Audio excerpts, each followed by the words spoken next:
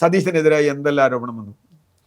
ഇപ്പോൾ നിങ്ങൾ ചോദിച്ച പോലെ എന്തായാലും സതീശൻ വാസ് റൈറ്റ് എന്നുള്ള സതീശൻ എടുത്തൊരു നിലപാട് അതെന്താണെന്ന് വെച്ചാൽ, അങ്ങനെ ഒരു ഉറച്ച നിലപാടെടുക്കുന്ന ആളുകൾ ഉണ്ടെങ്കിൽ കേരളം സപ്പോർട്ട് ചെയ്യുന്ന പിണറായി വിജയൻ ഒരിക്കൽ കിട്ടിയ പിന്തുണയാണ്.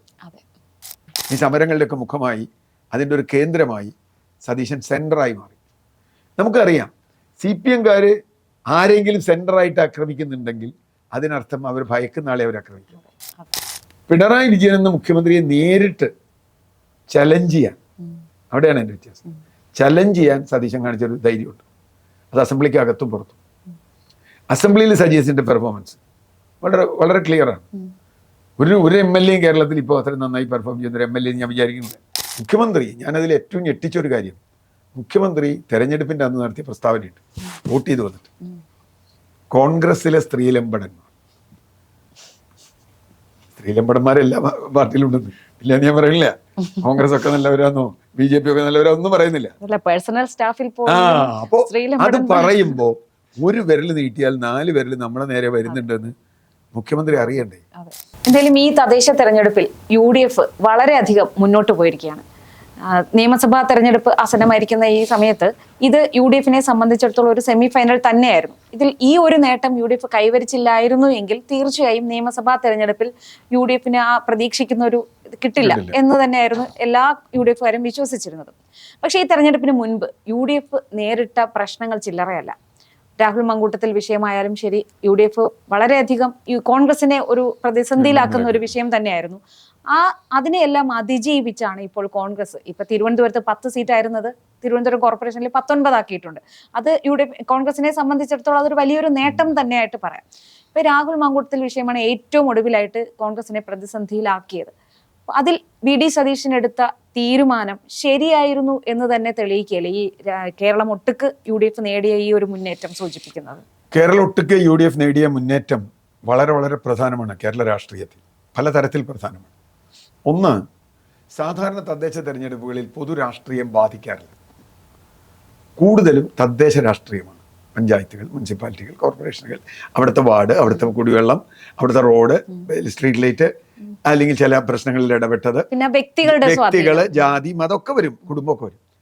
പക്ഷേ ഈ തെരഞ്ഞെടുപ്പിൽ നമ്മൾ കാണുന്ന ഒരു കാര്യം, അതിനൊക്കെ മറികടന്നുകൊണ്ട് ഒരു വൈകാരികമായ ഒരു വോട്ടിംഗ് ഇതിലുണ്ടായിട്ടുണ്ട്. പ്രാദേശിക ഘടകങ്ങളെ മറികടക്കുന്ന വൈകാരിക ഘടകങ്ങൾ ഉണ്ടായിട്ടുണ്ട്. അത് പല സ്ഥലത്തും ഉണ്ടായിട്ടുണ്ട്. അതിൻ്റെ ഫലമാണ് UDF-ന് കിട്ടിയത് യഥാർത്ഥത്തിൽ. കാരണം ഒന്ന്, LDF കഴിഞ്ഞ 9.5 വർഷമായി നടന്ന ഭരണം, ഞങ്ങൾ പെൻഷൻ കൊടുക്കുന്നു, ഞങ്ങൾ ഹൈവേ പണിയും, ഞങ്ങൾ കേരളയിൽ കൊണ്ടുവരും എന്നൊക്കെ പറയുന്നല്ലാതെ സാധാരണ മനുഷ്യന് പെൻഷൻ കുറച്ച് പേർക്ക് കിട്ടിയാൽ കാശ് കിട്ടിയായിരിക്കും, ടാഞ്ചിബിളായ ഒന്നും വന്നില്ല. ഇപ്പം ഹൈവേ വികസനം എന്ന് പറഞ്ഞാൽ ഇപ്പം അവർക്ക് ഉത്തരവാദിത്തമില്ല എന്ന് പറയുന്നു. 100 സ്ഥലത്തെങ്കിലും ഹൈവേ ഇപ്പോൾ റീവർക്ക് ചെയ്യണം എന്ന് പറയുന്നു. ഞങ്ങളൊക്കെ വളരെ മുമ്പേ പറഞ്ഞാണ്, അതിലേക്കിപ്പോൾ ഞാൻ പോണില്ല. ഇതിൻ്റെ അബദ്ധമൊക്കെ നമ്മൾ വളരെ നേരത്തെ പറഞ്ഞതാണ്. അതിൻ്റെ പുറത്താണ് ഇതിനേക്കാൾ അപകടമുള്ള കേരളയിൽ കൊണ്ടുവരുന്നു പറയുക, കുറ്റിയടിക്കുക, ആശാസമരത്തോട്. ഇതിലൊക്കെ UDF എടുത്തൊരു നിലപാടുണ്ട്. ഈ വിഷയത്തിലൊക്കെ UDF വളരെ ശക്തമായി ആ ജനങ്ങളോടൊപ്പം നിന്നു എന്നാണ് ഞാൻ വിചാരിക്കുന്നത്. ഇപ്പോൾ കേരളയിൽ സമരത്തിലായാലും ആശാസമരത്തിലായാലും ഒരുപാട് പഴി കേട്ടു എന്നുള്ളത് ശരിയാണ്. പക്ഷേ ഒരു പ്രതിപക്ഷം ചോദ്യം ചെയ്യാനുണ്ട് എന്ന്, അതാണ് ഇതിൽ പ്രധാന കാര്യം. ജനാധിപത്യത്തിൽ പ്രതിപക്ഷം വളരെ പ്രധാനമാണ്. ഇപ്പം ഈ സൈബർ ഗുണ്ടകൾ ആളുകളെ കളിയാക്കുക, പിടിക്കുക, സതീശനെതിരായി എന്തെല്ലാം ആരോപണം വന്നു. ഇപ്പോൾ നിങ്ങൾ ചോദിച്ച പോലെ എന്തായാലും സതീശൻ വാസ് റൈറ്റ് എന്നുള്ളത് ഇപ്പോൾ വന്നില്ലേ ഈ പറഞ്ഞ എല്ലാ വിഷയത്തിലും? അല്ല, സൈബർ ആക്രമണത്തില് ഈ രാഹുൽ മാങ്കൂട്ടത്തിൽ വിഷയത്തിൽ രാഹുലിനെ മാറ്റി നിർത്തിയപ്പോൾ അല്ല, രണ്ടും വന്നു. വലിയ രീതിയിൽ അല്ല, CPM സൈഡിൽ നിന്നും വന്നു, കോൺഗ്രസ് സൈഡിൽ നിന്നും വന്നു, പല സൈഡിൽ നിന്നും വന്നു ഈ വിഷയത്തിൽ. പക്ഷേ സതീശൻ എടുത്തൊരു നിലപാട് അതെന്താണെന്ന് വെച്ചാൽ, അങ്ങനെ ഒരു ഉറച്ച നിലപാടെടുക്കുന്ന ആളുകൾ ഉണ്ടെങ്കിൽ കേരളം സപ്പോർട്ട് ചെയ്യുന്ന പിണറായി വിജയൻ ഒരിക്കൽ കിട്ടിയ പിന്തുണയാണ്. മനസ്സിലായോ? അവിടെയാണ് എൻ്റെ പ്രശ്നം. പിന്നെ UDF-ന്റെ സംഘടനാ സംവിധാനം ഞാൻ വിചാരിക്കുന്നത് കഴിഞ്ഞ 15-20 വർഷത്തിനിടയിൽ ഇത്ര നന്നായി പ്രവർത്തിച്ച ഒരു കാലമില്ല. എന്തൊക്കെ പറഞ്ഞാലും ശരി, അവർ കേന്ദ്ര നേതൃത്വവും സംസ്ഥാന നേതൃത്വവും ഓരോരുത്തർക്ക് അതിൻ്റെ ചുമതല കൊടുക്കുകയും, തിരുവനന്തപുരത്ത് മുരളീധരൻ, കൊല്ലത്ത് അങ്ങനെ ഓരോ ഇതിട്ട് കൊടുത്തല്ലോ, ശിവകുമാർ, അല്ലെങ്കിൽ എറണാകുളത്ത് സതീശൻ, കോഴിക്കോട്ട് രമേശ് ചെന്നിത്തല, അങ്ങനെ വിഭജിച്ചു കൊടുത്ത് കൃത്യമായി തുടക്കം മുതൽ തന്നെ അതിൻ്റെ ഒരു സംഘടനാ സംവിധാനം അവർക്കുണ്ട്. അതായത് പതിവിന് വിപരീതമായി വിപരീതമായി ഞാനതാ പറഞ്ഞത്. CPM-നെ സംബന്ധിച്ചിടത്തോളം അവർക്ക് നല്ല സംഘടനാ സംവിധാനം ഉണ്ട്, സംഘടനയുണ്ട് അവർക്ക്. ആള് ഉണ്ടോ എന്നുള്ളത് ഇലക്ഷൻ വരുമ്പോഴേ അറിയുള്ളൂ. സംഘടനയുണ്ട് അവർക്ക്. താഴെ തട്ടിൽ നിന്ന് മേലേക്ക് പോകുന്ന ഒരു പരിധിവരെ BJP-ക്ക് പോലും അതുണ്ട്, മുഴുവനില്ലെങ്കിൽ.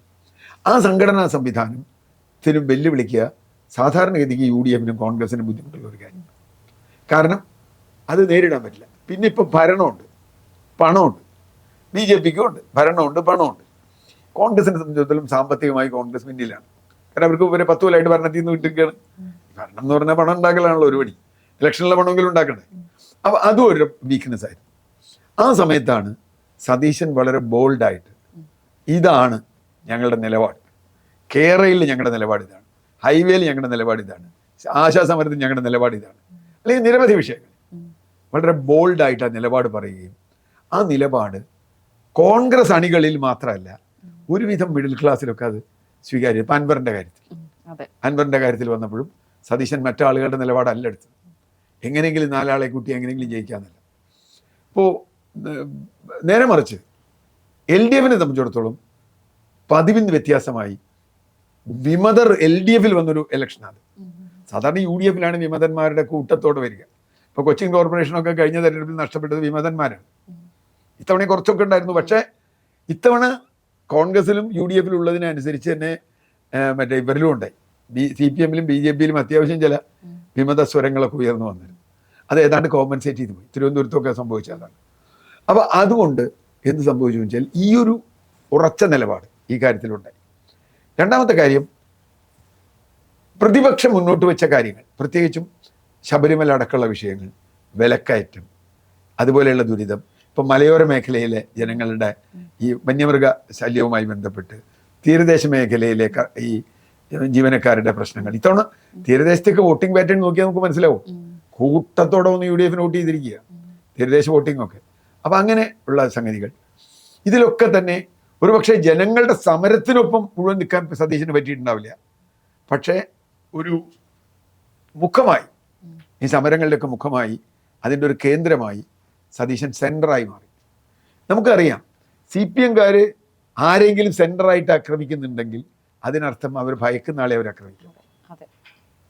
അവർക്ക് ഭയമുള്ള ആളെ. CPM കൂടുതൽ സൈബർ ആക്രമണം നടത്തുന്ന ഒരാൾക്കെതിരെ ഉണ്ടെങ്കിൽ ആൾ ഇവർക്ക് പേടിപ്പിക്കുന്ന ആളാണ്, ഇവർക്ക് ഭയമുള്ള ആളാണ്. അല്ലെങ്കിൽ അവർ തള്ളിക്കളയും. CPM ഇവർക്ക് ഭയമില്ലെങ്കിൽ അവർ തള്ളിക്കളയും, അവർ വിട്ടുകളയും. കാരണം ഇതും വേറെ തരത്തിലുള്ള ഒരു നെഗറ്റീവ് സംഗതി ഉണ്ടല്ലോ. ഇവിടെ സതീശൻ അതിൽ വന്നു. പിന്നെ അവരൊരു അജണ്ട അവതരിപ്പിച്ചു. എന്തെങ്കിലും ഒരു അജണ്ട, UDF ഒരു അജണ്ട എന്നുള്ള നിലയ്ക്ക് ഒരു അജണ്ട അവതരിപ്പിക്കുന്നു. സ്ഥാനാർത്ഥി നിർണയം ഒരു പരിധി വരെ വലിയ കുഴപ്പങ്ങളില്ലാതെ നടത്താൻ കഴിയും. തിരുവനന്തപുരത്തേക്ക് ഏറ്റവും ആദ്യം സ്ഥാനാർത്ഥി നിർണയിച്ചത് കോൺഗ്രസ്സാണ്. അതിൻ്റെ ചെറിയ നേട്ടമെങ്കിലും അവർക്ക് കിട്ടി. മാത്രമല്ല, ഇപ്പോൾ ഒരു ഉദാഹരണം പറയാം. 6 കോർപ്പറേഷൻ, 5 എണ്ണം ഭരിച്ചിരുന്ന LDF. ഇപ്പോൾ ഒരു കോർപ്പറേഷൻ ശരിക്കും LDF-ന് ഇല്ല. കോഴിക്കോട് പോലും ഭൂരിപക്ഷമൊന്നുമില്ല. LDF UDF-നേക്കാൾ മുമ്പിലാണ് എന്ന് മാത്രമേ ഉള്ളൂ. കോഴിക്കോട് ഭരിക്കണമെങ്കിൽ ഇനി സീറ്റ് കുറവാണ്, 76 സീറ്റുണ്ട് അവിടെ. LDF-ന് 33 സീറ്റേ ആയിട്ടുള്ളൂ. ഇനി 6-7 സീറ്റും കൂടി ഉണ്ടെങ്കിൽ LDF-നോട് ഭരിക്കാൻ പറ്റും. നേരെ മറിച്ച് UDF പിടിച്ച കോർപ്പറേഷൻ നോക്കൂ, എല്ലാത്തിലും വളരെ വ്യക്തമായ ഭൂരിപക്ഷമുണ്ട്. അത് ഇതായി കൊച്ചി ആയാലും തൃശ്ശൂരായാലും ഈവൻ കൊല്ലം മാത്രം നോക്കൂ. കൊല്ലം UDF പോലും പ്രതീക്ഷിച്ചിട്ടുണ്ടാവില്ല. അതിന് ശിവകുമാർ അവിടെ ലീഡർഷിപ്പ് കൊടുത്തിരുന്നു. ശിവകുമാർ പോലും ഉറക്കത്തിൽ ഞെട്ടിപ്പോയിട്ടുണ്ടാവും കൊല്ലത്ത്. കാരണം ഇത്രയും വലിയൊരു ജനവികാരം ഗവൺമെൻറ്റിനും കോർപ്പറേഷനും എതിരായിട്ടുണ്ടാവും. കോർപ്പറേഷൻ മേയർ തോറ്റു, ഡെപ്യൂട്ടി മേയർ തോറ്റു, അവിടെ നിന്ന് തുടങ്ങാണ്. ഞാനും ആദ്യമൊക്കെ കൊല്ലം LDF ജയിക്കും എന്ന്, കൊല്ലവും കോഴിക്കോടും LDF ജയിക്കുമെന്ന് ആദ്യം മുതലേ വിശ്വസിച്ചിരുന്ന ഒരാളാണ് ഞാൻ. തൃശ്ശൂരും എറണാകുളം UDF പിടിക്കും, തിരുവനന്തപുരം ടൈ വരും, അത് വരാൻ സാധ്യതയുണ്ട്. ഇങ്ങനെ കണക്കാക്കിയിരുന്ന കണ്ണൂരും UDF പിടിക്കും, 3 എണ്ണം UDF പിടിക്കുമെന്ന് ഞാൻ വിചാരിച്ചു, സാധ്യതയുണ്ട്. പക്ഷെ കൊല്ലം നമ്മളെ ഞെട്ടിച്ചളഞ്ഞു, കൊല്ലം ആകെ ഞെട്ടിച്ചളഞ്ഞു. അവിടെയാണ് ഞാൻ പറഞ്ഞത്, ഒരു വിരുദ്ധ വികാരമുണ്ടെങ്കിൽ അതിനെതിരായി സിംഗിൾ പോയിന്റിലേക്ക് കൊണ്ടുവരാൻ കഴിഞ്ഞാൽ ആ പാർട്ടി ജയിക്കും. ഇവിടെ അതാണ്, ആ പാർട്ടി ജയിക്കും. അത് 100% കറക്റ്റാണ് കേരളത്തിൽ. കാരണം കേരളത്തിൽ ഞാൻ തുടക്കത്തിൽ പറഞ്ഞ നെഗറ്റീവ് വോട്ടാണ് കേരളത്തിലെ വോട്ടിലെ മാർജിൻ നിശ്ചയിക്കുന്ന നെഗറ്റീവ് വോട്ടാണ്, ജയപരാജയങ്ങൾ നിശ്ചയിക്കുന്നത്. ആർക്കെതിരെയാണ് ജനങ്ങളുടെ വികാരം ഉണ്ടാവുക? സ്വാഭാവികമായും 10 വർഷം ഭരിച്ചവർക്കെതിരെ ഉണ്ടാവും, കോർപ്പറേഷൻ ഭരിച്ചിരുന്നവർക്കെതിരെ ഉണ്ടാവും, പഞ്ചായത്ത് ഭരിച്ചിരുന്നവർക്കെതിരെ ഉണ്ടാവും, ഇതൊക്കെ ഉണ്ടാവും. മുനിസിപ്പൽ ഒക്കെ ആ വികാരം ഇതെല്ലാം ഫോക്കസ് ചെയ്ത് വന്ന ഇത്തവണ LDFിലേക്കാണ്. എൻ്റെ വികാരം അത് വളരെ കൃത്യമായും പിണറായി വിജയൻ എന്ന മുഖ്യമന്ത്രിയെ നേരിട്ട് ചലഞ്ച് ചെയ്യാൻ, അവിടെയാണ് എൻ്റെ വ്യത്യാസം. ചലഞ്ച് ചെയ്യാൻ സതീശൻ കാണിച്ചൊരു ധൈര്യമുണ്ട്. അത് അസംബ്ലിക്ക് അകത്തും പുറത്തും. അസംബ്ലിയിൽ സജീസിൻ്റെ പെർഫോമൻസ് വളരെ വളരെ ക്ലിയറാണ്. ഒരു MLA കേരളത്തിൽ ഇപ്പോൾ അത്ര നന്നായി പെർഫോം ചെയ്യുന്നൊരു MLA ഞാൻ വിചാരിക്കുന്നില്ല. സതീശൻ്റെ അത്ര നന്നായി പഠിച്ച്, ഒരു പക്ഷേ കുഴൽനാടനൊക്കെ കുറച്ചൊക്കെ എന്തെങ്കിലുമൊക്കെ പറയും, പക്ഷേ അതൊക്കെ ചിലപ്പോൾ വേവർ ചെയ്തു പോകും. സതീശൻ അതെല്ലാം ഫോക്കസ് ചെയ്താണ് സതീശൻ്റെ നിയമസഭാ പ്രസംഗം. അപ്പോൾ മറ്റുള്ളവരൊക്കെ സതീശൻ്റെ കൂടെ നിൽക്കേണ്ടി വന്നു ഇത്തവണ.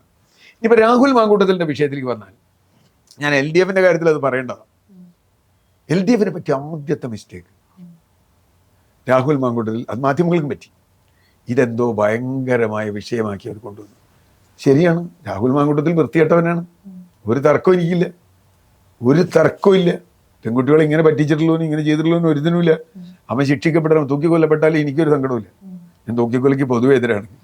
പക്ഷേ അതിനെ രാഷ്ട്രീയമായി എങ്ങനെ ഉപയോഗിക്കുക എന്നുള്ളത് LDF തെറ്റിപ്പോയി. രണ്ട് തരത്തിൽ. ഒന്ന്, ഇത് സോളാർ വിഷയം ആണ് 2016 ഒരു കാര്യമായി ഉന്നയിച്ചത്. സോളാർ വിഷയം പോലും ഒരു വിഷയമായിട്ട് ഇപ്പോൾ അത് ഉന്നയിക്കാൻ പറ്റുന്ന രാഷ്ട്രീയ കാലാവസ്ഥ കേരളത്തിലുണ്ടോ? അന്ന് ഉമ്മൻചാണ്ടി സർക്കാർ ഇരിക്കുക, അവർക്കെതിരെയാണ് സോളാർ പറയുന്നത്. ഇപ്പോൾ ഇതൊരു പ്രതിപക്ഷത്തൊരു MLA. പ്രതിപക്ഷത്തൊരു MLA എന്ന് പറഞ്ഞു കഴിഞ്ഞാൽ ഇയാളിങ്ങനെ തെറ്റ് ചെയ്തെങ്കിൽ ഇയാളെ പോലീസിന് ചെയ്യാലോ, പോലീസ് അവരുടെ കയ്യിലല്ലേ. ഇത്രയും ദിവസം പോലീസ് എന്താ ഇയാളെ അന്വേഷിച്ചിട്ട് കിട്ടാഞ്ഞ്? ഈ ചോദ്യങ്ങളൊക്കെ വരും. മാത്രമല്ല, മുഖ്യമന്ത്രി, ഞാനതിൽ ഏറ്റവും ഞെട്ടിച്ചൊരു കാര്യം, മുഖ്യമന്ത്രി തെരഞ്ഞെടുപ്പിൻ്റെ അന്ന് നടത്തിയ പ്രസ്താവനയുണ്ട്, വോട്ട് ചെയ്ത് വന്നിട്ട്, കോൺഗ്രസ്സിലെ സ്ത്രീലമ്പടന്മാരെല്ലാ പാർട്ടിയിലുണ്ടെന്ന്. ഇല്ല ഞാൻ പറയില്ല, കോൺഗ്രസ് ഒക്കെ നല്ലവരാന്നോ BJP ഒക്കെ നല്ലവരാ ഒന്നും പറയുന്നില്ല. അപ്പോ അത് പറയുമ്പോ ഒരു വിരൽ നീട്ടിയാൽ 4 വിരൽ നമ്മളെ നേരെ വരുന്നുണ്ടെന്ന് മുഖ്യമന്ത്രി അറിയണ്ടേ? രാഹുൽ മാങ്കൂട്ടത്തിലിനെ കോൺഗ്രസ് പ്രാഥമിക അംഗത്തിൽ നിന്ന് പുറത്താക്കി കോടതി വന്നപ്പോൾ. ഇവിടെ ആരെ പുറത്താക്കി? ആർക്കെതിരെ നടപടിയെടുത്തു? വലിയ പട്ടികയല്ലേ കിടക്കണേ. ഞാൻ ആളുകളുടെ പേരൊന്നും പറയുന്നില്ല. ഒരു മന്ത്രി, ഞാൻ ഈ മുകേഷിൻ്റെയും ഗണേഷിൻ്റെയും പേര് പറയാതെ വയ്യ, എന്നാലും ഇവരുടെ കാര്യം മുഖ്യമന്ത്രിക്ക് എന്നറിയാമെന്നറിയാം. 2018 അറിയാം. ഹേമ കമ്മിറ്റി റിപ്പോർട്ട് കൊടുത്ത് പറയാം. ഹേമ കമ്മിറ്റി റിപ്പോർട്ട് മുഖ്യമന്ത്രിയുടെ കയ്യിലില്ലേ? ഈ 2 പേർക്കും എതിരെ ഇവിടുത്തെ സിനിമാ നടികൾ, സിനിമാ രംഗത്ത് ബന്ധപ്പെട്ട സ്ത്രീകൾ എത്ര പരാതി കൊടുത്തിട്ടുണ്ടെന്ന് മുഖ്യമന്ത്രിക്ക് അറിയാലോ. അത് അറിഞ്ഞു വെച്ചിട്ട് 2021 തെരഞ്ഞെടുപ്പിന് നിർത്തി, 2024 ലോക്സഭയിലേക്ക് നിർത്തി. ആ ആളാണ് കോൺഗ്രസിലെ ശ്രീലമ്പടന്മാർ എന്ന് നാം പറഞ്ഞത്. ഇത് ജനം അത്ര പൊട്ടന്മാരൊന്നുമല്ലല്ലോ. പെട്ടെന്നൊരു വികാരത്തിൽ ബാക്കിയൊക്കെ ജനം മറന്നുപോകുന്നു ഇദ്ദേഹം വിചാരിച്ചിരുന്നുവെങ്കിൽ അത് തെറ്റിപ്പോയതാണ്. അപ്പോൾ ഇതൊരു ഫോക്കസ് പോയിന്റ് ആയിട്ട് കൊണ്ടു. അതുകൊണ്ട് ഇതിനെ നേരിടാൻ പ്രതിപക്ഷത്തിന് എളുപ്പമായി. മറ്റേ വികാരം അവിടെ ഉണ്ട്, എതിർവികാരം ഉണ്ട് താനും. ആ സമയത്തിന് നേരിടാൻ പ്രതിപക്ഷത്തിന് റാദർ ഈസിയായി. മറ്റൊരു ഘടകമുള്ളത് UDF ഐക്യം എന്ന് പറയുന്നത്. മുസ്ലിം ലീഗ് നൗ ഓർ നെവർ എന്ന നിലയ്ക്ക് തന്നെയാണ് മുസ്ലിം ലീഗ് ഈ ഇലക്ഷനെ കണ്ടത്. നമുക്കത് നോക്കിയറിയാം. കേരളത്തിന് വടക്കൻ കേരളത്തിലെ തെരഞ്ഞെടുപ്പ് ചിത്രം നോക്കിയാൽ നമുക്ക് മനസ്സിലാവും. ഇപ്പോൾ 7 ജില്ലാ പഞ്ചായത്ത് LDF പിടിച്ചു എന്ന് പറയുന്നുണ്ട്. അവിടെ പോലും ഉണ്ടായ വ്യത്യാസം നോക്കൂ. ഇപ്പോൾ തിരുവനന്തപുരത്ത് കഴിഞ്ഞ 3 സീറ്റ് പറ്റിയാണ് UDF ഉണ്ടായിരുന്നത്. ഇത്തവണ തിരുവനന്തപുരത്ത് ഒപ്പത്തിനൊപ്പമായിരുന്നു. അവസാനം വരെ 1 സീറ്റിൻ്റെ വ്യത്യാസത്തിൽ അങ്ങോട്ടും ഇങ്ങോട്ടും മാറിയത്. കൊല്ലത്ത് പോലും. പിന്നെ കോഴിക്കോട് ഏറ്റവും സ്ട്രോങ് കോട്ടയല്ലേ. എങ്ങനെയാണ് കോഴിക്കോട് കോട്ട തകർന്നു പോയത്? ജില്ലാ പഞ്ചായത്ത് പോയത് കയ്യിൽ നിന്ന്. പാലക്കാട്, കണ്ണൂർ പോലും അവർക്ക് സീറ്റ് കുറഞ്ഞു. ജില്ലാ പഞ്ചായത്തിൽ സീറ്റ് ഗൗരവതരമായി കുറഞ്ഞു. വോട്ട് നോക്കുമ്പോൾ അതും കുറഞ്ഞിട്ടുണ്ടാവുമെന്ന് ഞാൻ വിചാരിക്കുന്നു. അപ്പോൾ ഇത് വളരെ നന്നായി എന്നുവെച്ചാൽ അവരുടെ ഭാഗത്ത് നിന്ന് നന്നായി. ഞാനിപ്പോൾ നന്നായി എന്ന് പറഞ്ഞാൽ അവരുടെ ഭാഗത്ത് നിന്ന്, UDFിൻ്റെ ഭാഗത്ത് നിന്ന് വലിയൊരു ആത്മവിശ്വാസമാണ് UDFിന് കിട്ടുന്നത്. വോട്ടിൻ്റെ പെർസെൻറ്റേജ്, അതുപോലെ ഗ്രാമപഞ്ചായത്ത്, അതിലാണ് ഇതിൽ ഞെട്ടിച്ചത്. സത്യത്തിൽ ഒരു കാലത്തും ഗ്രാമപഞ്ചായത്ത് 500 ഗ്രാമപഞ്ചായത്തൊന്നും UDF പിടിച്ച ചരിത്രമില്ല കേരളത്തിൽ. UDFിൻ്റെ 110 സീറ്റ് കിട്ടിയ കാലത്ത് പോലെ അവർക്ക് കിട്ടാറില്ല. പക്ഷെ അപ്പോൾ ഗ്രാമപഞ്ചായത്തിൽ എങ്ങനെ എത്ര അധികം 500 ഗ്രാമപഞ്ചായത്താണ് ഇപ്പോൾ ഇവർ പിടിച്ചേക്കണേ. 340 തന്നെ ഉള്ളൂ. UDF 340 കഴിഞ്ഞവണേ പിടിച്ചിട്ടുള്ളൂ UDFിന്. പക്ഷെ ഇത്തവണ അത്രയേ ഉള്ളൂ LDFിന്. ഇത്ര എണ്ണയിട്ട യന്ത്രം പോലെ സംഘടനയുണ്ട്, പണമുണ്ട്, അധികാരമുണ്ട്, സോഷ്യൽ മീഡിയ ഉണ്ട്, എല്ലാം ഉണ്ട്. എന്നിട്ടും എന്തുകൊണ്ടാണ് ഗ്രാമപഞ്ചായത്തുകളിൽ പരാജയപ്പെട്ടത്? ഇത് UDF നൽകുന്ന ആത്മവിശ്വാസം വളരെ വലുതാണ്. അത് അമിതമായ ആത്മവിശ്വാസമായി അവർക്ക് പണി കിട്ടും, അത് വേറെ കാര്യം. UDF നോക്കേണ്ട കാര്യമാണ്. ജനങ്ങൾ കൊടുത്തൊരു ഉത്തരവാദിത്തമാണ്, അത് അവരെങ്ങനെ ചെയ്യുന്നു എന്നുള്ളത് ഒക്കെ നമ്മൾ കാണണം. പക്ഷേ അത് ചെയ്യാൻ അവർക്ക് കഴിഞ്ഞാൽ, ഒരു മിനിമം നിലവാരത്തിൽ കാര്യങ്ങൾ ചെയ്യാൻ കഴിഞ്ഞാൽ, ഈ ഇലക്ഷൻ നേരിട്ട് ഫലത്തിട്ടാൽ UDF 2026 തിരിച്ചു വരാനുള്ള സാധ്യത